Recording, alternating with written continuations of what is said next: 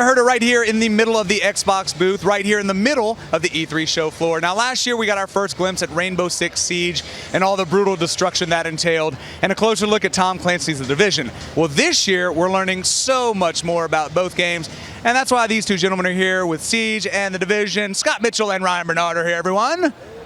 You can't hear it, but there are 1,000 people behind us clapping, and one really excited PR lady as well. So guys, this is actually the first Rainbow Six that we've seen since Vegas 2 back in 2008, which has been 7 years. It's been a while. Not only has it been a long time, but we're on a new console cycle now. Tell us about what it was like to bring Rainbow Six back to the audience in this new console cycle. Actually, it's the new consoles that really enabled us to bring things like the destruction and the new dynamic AI that you find in Terror Hunt.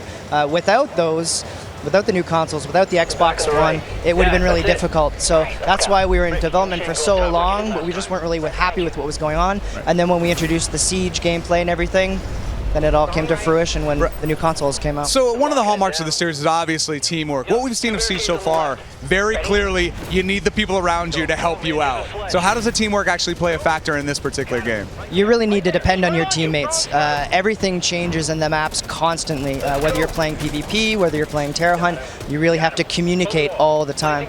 New sight lines are being opened up all the time. Again, the maps are super, super explosive and dynamic. And if you don't communicate, well, then you're going to get shot. And then on top of that, we have the concept of the one life. So if you get knocked down, you're out for the rest of the match. It's like the real world, you guys. If you get shot, you die.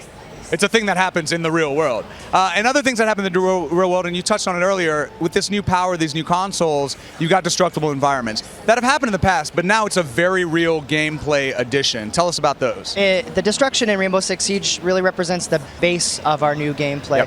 Yep. It means that the maps are really replayable. It means that everything is super dynamic. You don't know what to expect.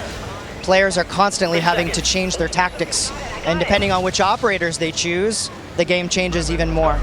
And you spoke about Terrorist Hunt. People are very excited that that is back. What other game modes can you talk about that you're bringing to the game? Well, you're going to find different game modes depending on whether you play as an attacker or a defender, whether you're going to be in the daytime or the nighttime.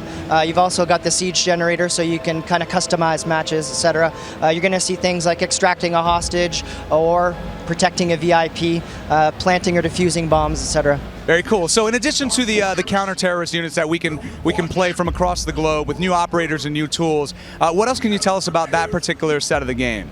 Well, the operators or the CTUs are really the inspiration behind Rainbow Six. So we really paid attention to kind of the realistic side, really their journey through going from a reserve recruit to all the way through to becoming a professional. So the players kind of will live through that. Very cool, man. All right, let's switch gears a little bit to The Division, which you're speaking to because it's on your shirt, right? Yes, I got the shirt, so that means I have to talk about it. I have to talk about it. All right, so I want to go to my card on this because I want to get everything right. Obviously, The Division was announced a couple years ago at E3. People have been tremendously excited about it. We're very close to getting our hands on it. But here's what it's being described as: an open-world, third-person, role-playing shooter with survival elements.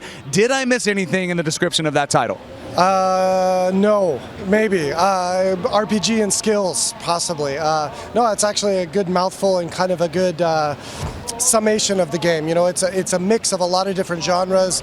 You've got RPG, you've got Clancy, you've got shooter, you have PvP, and so it's hard to kind of put it into terms in one word or a simple word of what the game is, which is, I think, why it's so appealing to a lot of different players.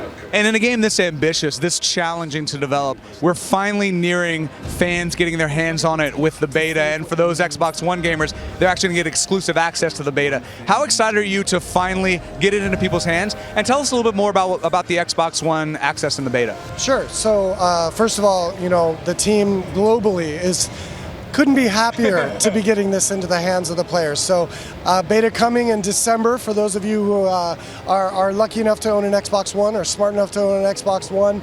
We're very excited about that. It's going to be a huge beta. Also, if you pre-order the game, you can get into beta. You can go to our website.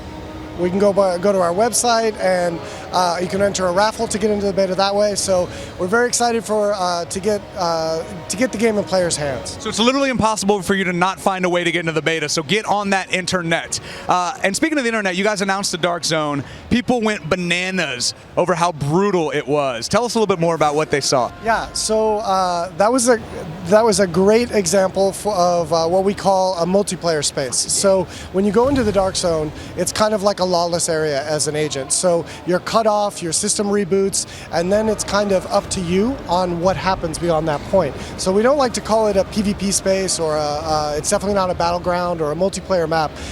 It's player driven. So in the case of the demo, you know, we had our players that teamed up with another set of agents first. They killed the enemies they came across, and then when they got to the extraction, when it came down to it, they got betrayed by the main group that was there. So all of that is kind of player driven, and it's up to you how you play. Very cool. So don't trust your friends is basically what he's trying to say. And a question that I've been dying to ask, I know one you've been dying to answer, when are we going to be able to play this game? You're going to be able to play The Division on March 8th, 2016, releasing on all platforms simultaneously. Very exciting. Well, gentlemen, thank you both for being here. Really appreciate your time. Thank you so much.